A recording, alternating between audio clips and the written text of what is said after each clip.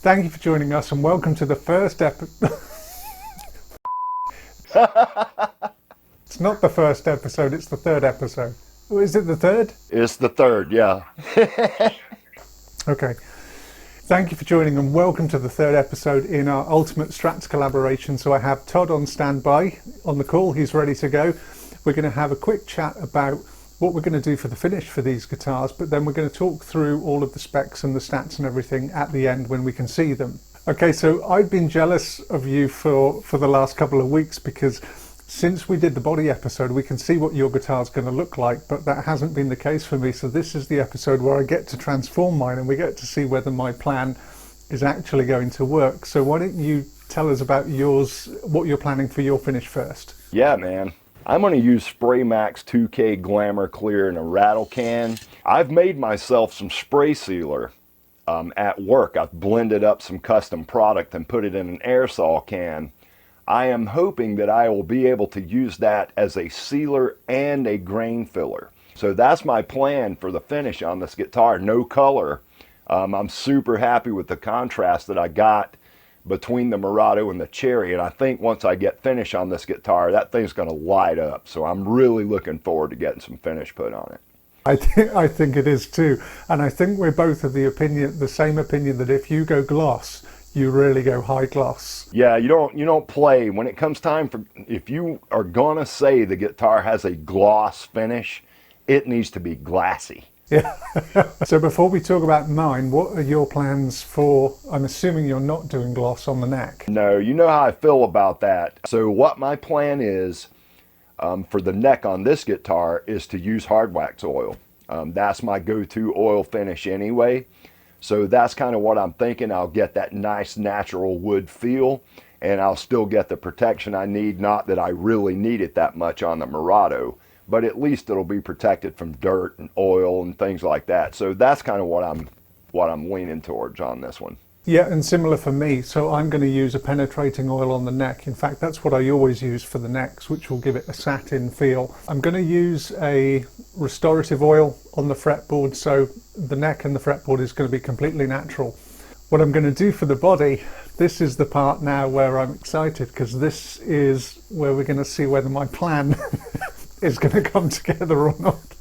So the colours that I picked for the fretboard and for those metallic orange dots, that's what I'm going to try and match on the body now. So I'm going for a warm, dark, rich, kind of rust orange colour that's going to be high gloss. I'm going to use two colours, so I'll pop a dark red layer down first and then I've got a vibrant orange to put over the top of it, and that should leave the dark areas of the burl the same colour roughly as the fretboard, but the orange should really pop and that should match the dots that I put into that fretboard. So we'll see. And then the whole thing is going to be glossed with melamine lacquer. I've seen your lacquer finishes before, and man, you get some of the best finish. I have a hard time believing sometimes that you are not spraying that finish on there. The finish you get using a brush just amazes me, brother. That's good, and thank you. But the only reason it seems like that is because I don't show the 10 hours of sanding that I do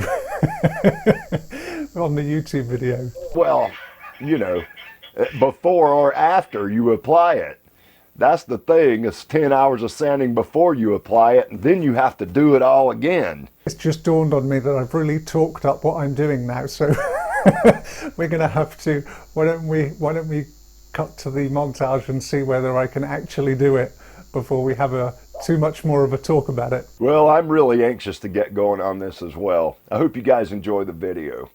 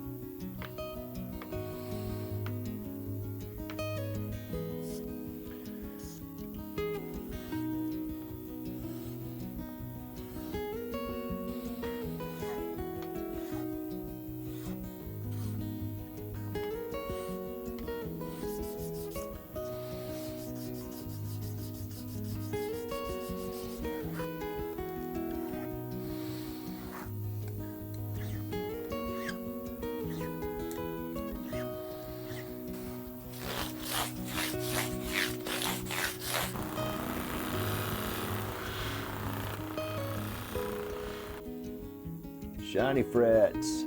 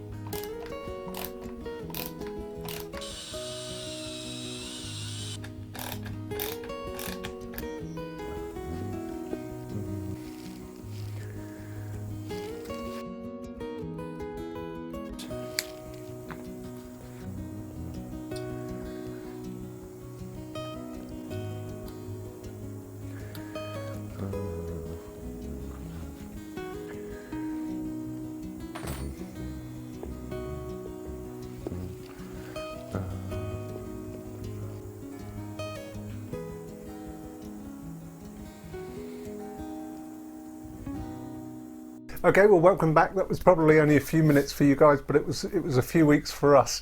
So I've got Todd on the call. We haven't seen any footage yet that each other's done, but we did exchange pictures of the final product about half an hour ago, and kind of inevitably you've come up with something that's absolutely awesome. So do you want to give us a look at and talk us through the specs on yours first? Sure, man.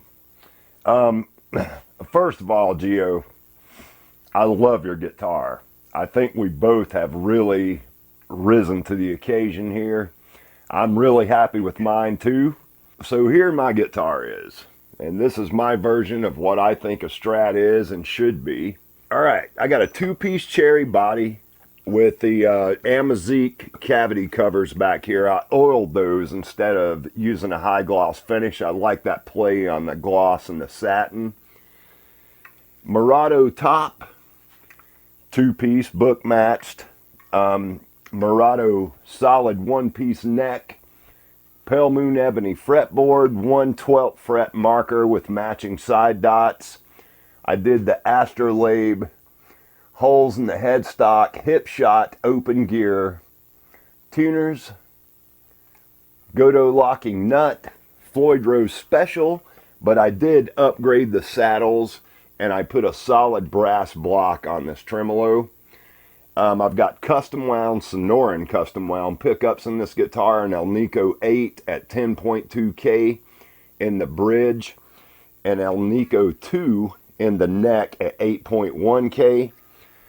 I've got two Audio Taper 500K Borns low friction pots in this thing, Godot control knobs, 5-way CRL selector switch, and the reason I use the 5-way switch, this thing's set up to auto coil switch as you go to the like second position is going to be a split coil bridge pickup. middle is both pickups, third position is neck single coil, and then fifth position is neck humbucker. So I like that, the availability of having a single coil tone on both pickups in this guitar without a push-pull pot. I don't really like many toggle switches. I like to keep the front of the guitar clean. This thing is something else, brother. I love it. You really pushed me to do my best work. I think what you've done is to set a new benchmark, because you know that my favourite guitar that you've made is the Astrolabe guitar, which was the Walnut one at some point last year.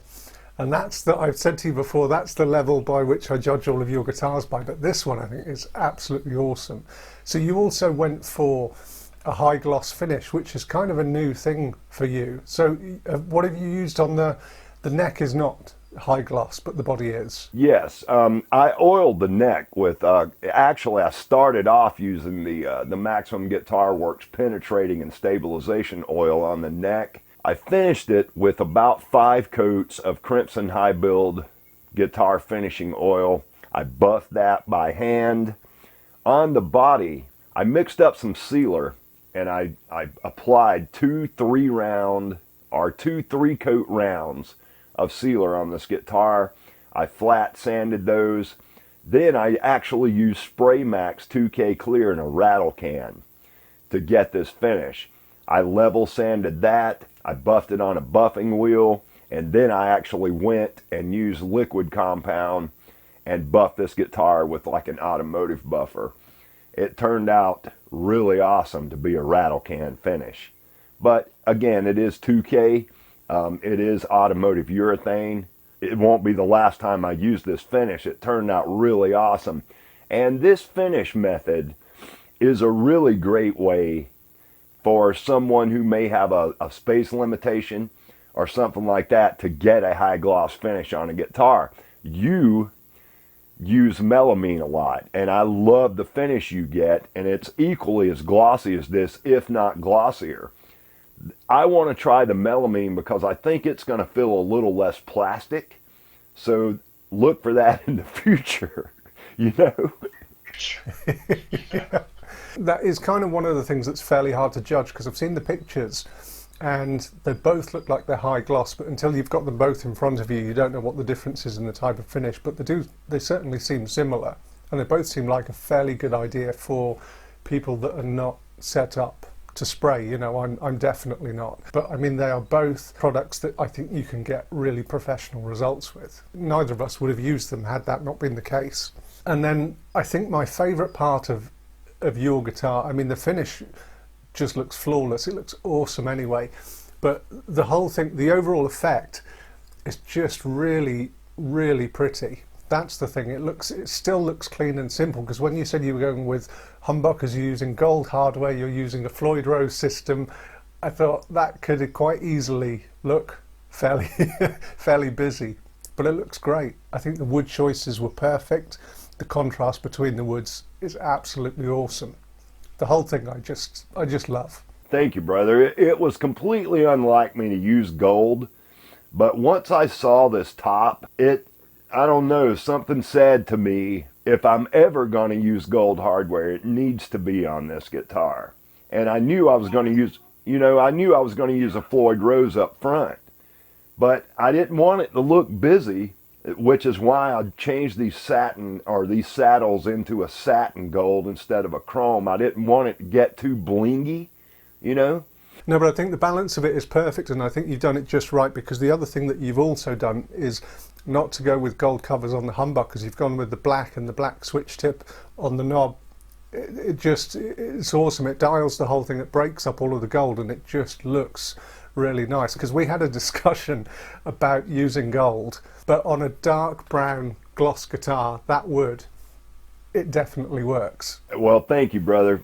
Once I saw that the Floyd Rose, I didn't really pay that much attention to this when I ordered this thing. But once I saw that it had black accents on it, all the screws and the fine tuners and even the intonation saddle screws are black. So I was like, okay, well, I can play on the black and gold a little with that. And I was actually considering using covered gold humbuckers on this guitar, but I'm so glad I ended up going with the black pickups with the gold poles. And I think that was the absolute right decision. This thing turned out so awesome. And I appreciate the fact that you like it too, man. Anyway, I'm really impressed with it. I really appreciate what you've said about it too. What about your guitar? Let's go through the specs on yours. Why don't you take us through and tell us what you used, what kind of finish, and you know, everything I just said, basically. Okay. So I'll do the Tornelli spin.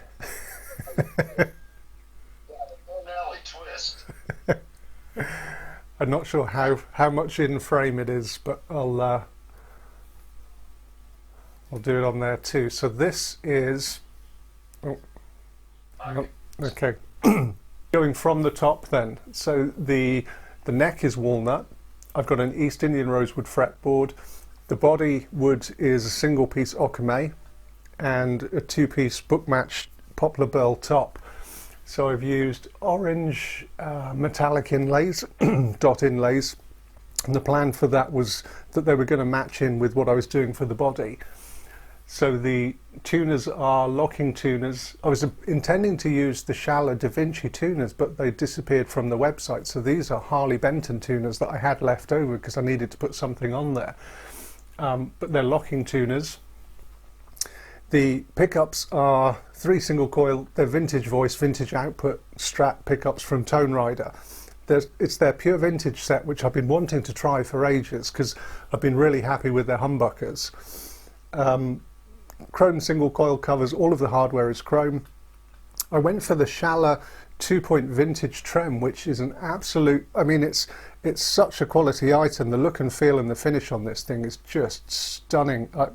I think everything that I've got and that you've got from Schaller has been fantastic, so I'm super happy with those. And the knobs are also the Schaller chrome chrome Strat knobs, and the electronics are all TTS Switchcraft electronics. I guess probably the same stuff that you've used. And on the back here, I've just got plastic covers for the control cavities. This one kind of looked nice. It was nice and efficient when I was cutting it, but as soon as you put a control plate on there, it looks ugly as hell. So I think what I should have done in reality was to recess it so that at least the cover is just a nice rounder shape, but that's a lesson for next time, I guess. But the main part of it is the color and the finish. I mean, that's the bit with that's why I chose poplar burl, because I wanted to do something different with it. I wanted to do a really interesting, really rich and vibrant color, and I have to say I'm absolutely thrilled with it. I think it looks beautiful, so much so that I'm building another guitar replicating exactly this color and scheme and wood, but in a single cut design, because the poplar burl is hard. It really is tricky to work with from a filling point of view, but the end result, I'm so happy with it. You should be. That thing is beautiful, man. I love the color. I really don't think you could have picked anything any better, considering you're using that poplar burl. And I know you filled it with the same, you use pearl powder and epoxy to fill the inclusions in the burl, right? No, I used the putty style filler, which I dyed orange. I used the metallic powder with it, and I did have a couple of problems. I think I ended up doing about 7 rounds of grain filling just because some of the inclusions are so big that stuff does contract quite a lot, which was quite tricky. So I've definitely learned some lessons for using burl next time, that's for sure. Well, it sure did turn out beautiful, brother. Your finish, I know now what it takes to get a gloss finish, and you do gloss all the time. That finish turned out so beautiful, and I think you made the absolute right choice in the wood you used. The Okame turned out really lovely. I love the transition between the burl and the Okame, the way you left that natural on the carve, and then that dark orange burnt looking color on the top, man. That is so lovely. That's one thing that was just pure luck, to be honest, the edge of the burl. So I hadn't thought about it much because I figured when I put the finish on there it would just look fairly white, just almost like it does with flame maple. But the edge of the burl almost looks like a pearl binding that goes all the way around the guitar. It'll probably show up in the photos. I don't think it will, particularly in the on camera. But that was kind of a nice surprise when that happened, because it looks really, really nice, particularly I think having a hard contrast line because the color's so vibrant.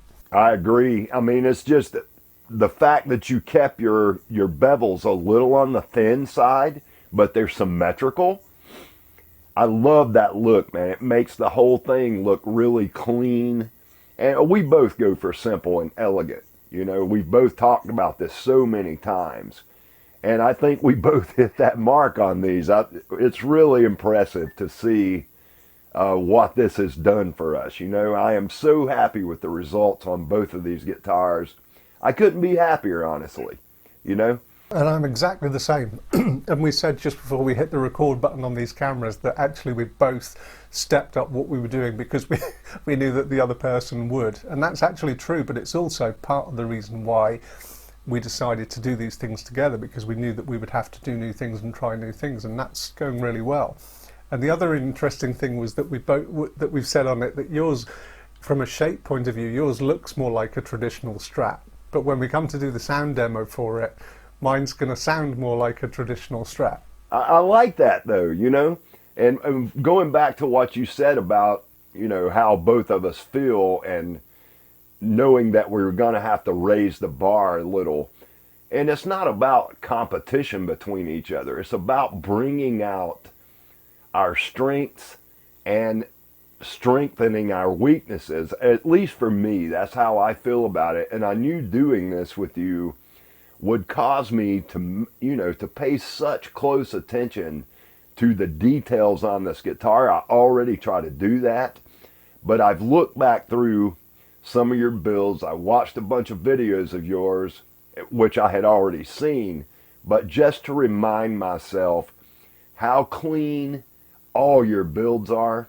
And I knew I was really going to have to hit the mark on this thing to be able to even show my guitar in the same video with you, man. So I'm impressed with it. I'm impressed with yours. I'm impressed with mine. I think we've both done a really good job, and I can't wait to see what we do in the next one. Absolutely. I'm really looking forward to the next one, and we need to have a bit of a discussion about what we're going to do, because I think it's going to be more than likely for GGBO. But the other part that we need to do is to do sound demos for these. So neither of us have seen the footage yet, so depending on how long the video is at this point, we may or may not have the sound demo of these guitars in this video. So if you're happy with that, we'll play it by ear, and we'll either include or not a sound demo in this video. That's fine with me. I think what I'll do is I'll go ahead and film my sound demo, because I haven't done it yet. I need to do a few more things to this setup wise, and then I'll film my sound demo and just shoot you the footage. And if you know, you can play it by ear. If you think it's too long, then we'll do it like you said. We'll do a separate video. That's fine with me. And I don't think anyone out in YouTube land's gonna mind, you know? No. Absolutely. Well, the last bit that I wanted to say, Todd, was just thanks for doing this with me. It's been a real blast, and it's been a motivator. It's kind of inspired me to do new things that I haven't done, and it's just been really good fun. So I just want to say thank you for doing this with me. It's been really good. I could not agree more, man. I have had such a blast with this, and it has been such a learning experience. So actually, thank you for asking me, Gio. I'm really glad that we ended up doing this together. I hope you guys have enjoyed this series. We are looking forward to so many more of these. We've talked about so many different plans that we've got for these collaborations. So stay on the lookout for that stuff. And until the next video, as always, you guys, peace and love.